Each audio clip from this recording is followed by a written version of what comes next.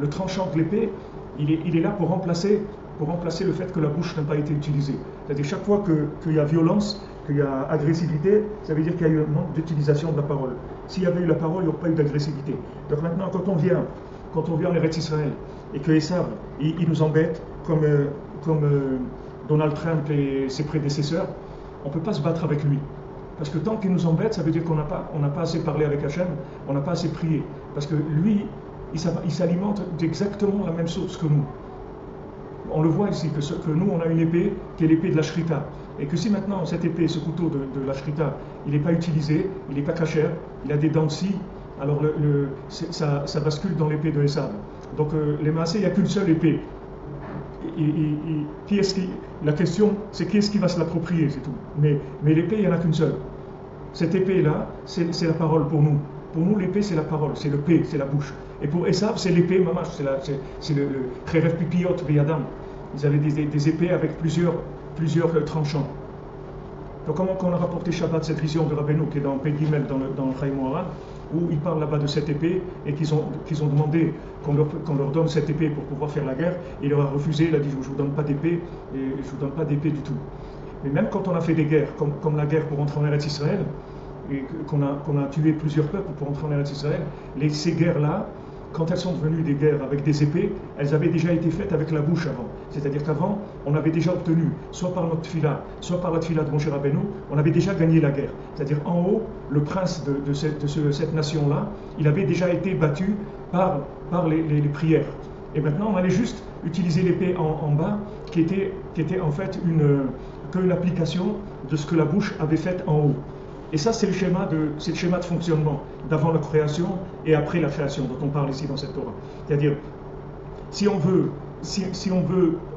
arriver à vivre dans ce monde-là, qui est l'après-création, mais avec la sistana de avant la création, c'est-à-dire connecté avant la création, donc avant d'agir dans ce monde, il faut faire attention que l'action, ça ne soit pas une action de ce monde uniquement, pure, c'est-à-dire de l'action pure. Il faut que cette action-là, avant, elle ait été déjà obtenue, que l'aval de l'action était obtenu déjà par une approbation d'en haut. C'est-à-dire que d'en haut, on a reçu l'aval de la chose, et à ce moment-là, on peut passer dans l'action.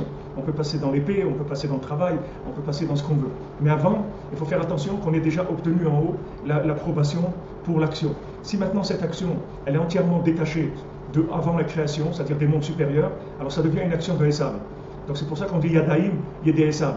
Ça ne veut pas dire que maintenant Yaakov il n'a pas des mains, Yaakov aussi il a des mains. Mais on n'en parle pas parce que ce n'est pas des mains qui se voient comme des mains. C'est des gants d'en haut, ce n'est pas des mains, ce n'est pas des vraies mains.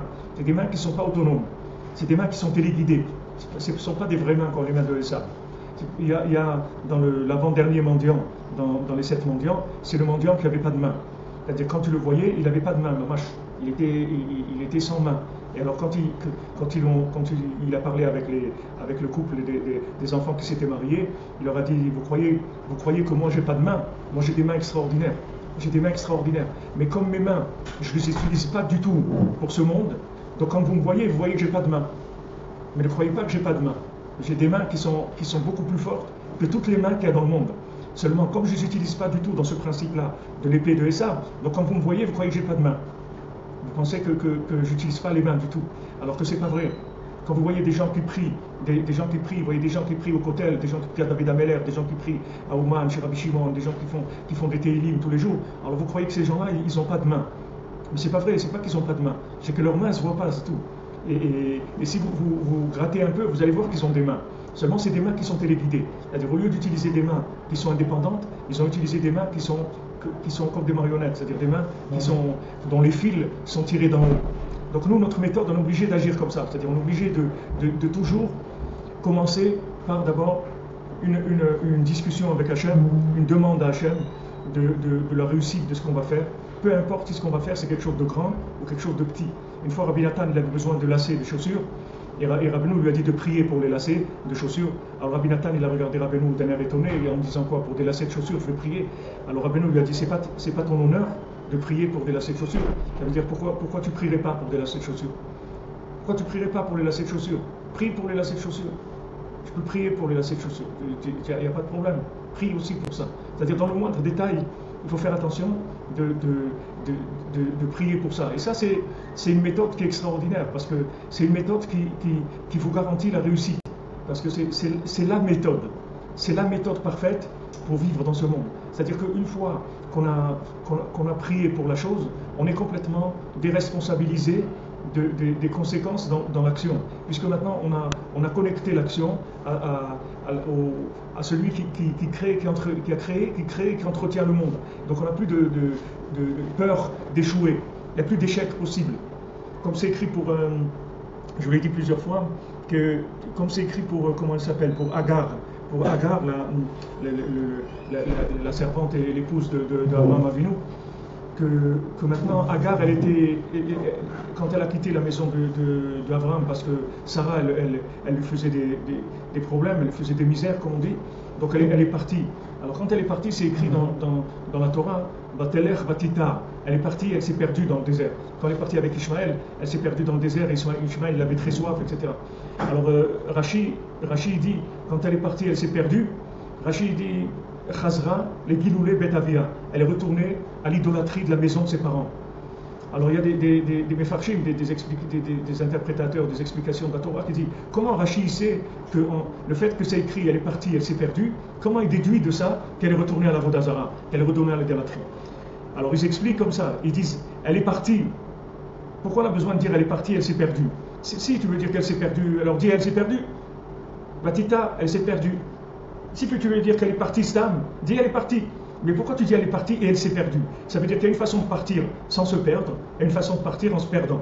Le fait qu'elle s'est perdue, ça veut dire que ça, c'est la preuve qu'elle est retournée à l'idolâtrie. Parce que quelqu'un qui n'a pas dans l'idolâtrie, quelqu'un qui prie à jamais il peut se perdre. Ça n'existe pas se perdre.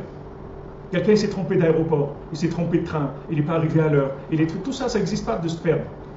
Tout ça, c'est la main d'Hachem, il n'y a pas de se perdre. Ça n'existe pas se perdre. Se perdre, ça veut dire se déconnecter des mondes supérieurs. Ça veut dire se perdre. Et même si quelqu'un il a réussi dans sa vie, il a une super réussite, si cette réussite elle n'a pas été faite avec la prière, ça ne s'appelle pas une réussite. Ça s'appelle un échec avec décoration, si on veut. C'est comme quelqu'un qui a été décoré parce qu'il a perdu, il a perdu aux Jeux Olympiques, alors on l'a décoré. Alors, c'est-à-dire c'est quelqu'un qui a réussi dans l'échec, c'est-à-dire qui a réussi dans la médiocrité, dans le mensonge.